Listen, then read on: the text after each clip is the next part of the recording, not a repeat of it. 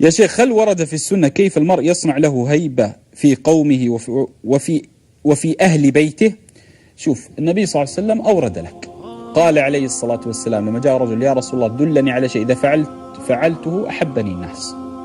قال عليه الصلاة والسلام: ازهد في الدنيا يحبك الله، وازهد فيما بأيدي الناس يحبك الناس. لكن أنا سأعطيك أيضا خلاصة، احفظها مني، نقاط عسى الله أن ينفع بها حتى تصنع لك هيبة.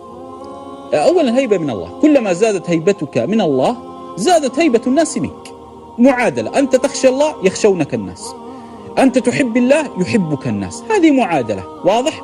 لهذا إذا رأيت رجل يلقى له القبول اعلم أن الله يحبه.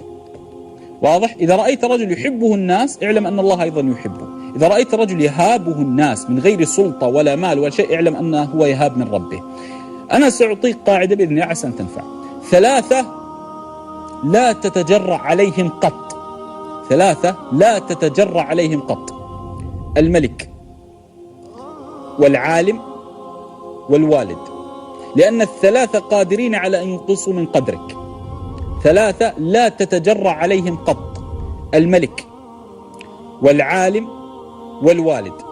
و3 لا تجرئهم عليك قط، و3 لا تجرئهم عليك قط: الخادم أو الخادمة، الولد، الزوجة. هؤلاء ال3، احفظ هذه النقاط وتكون لك بإذن الله عز وجل الهيبة.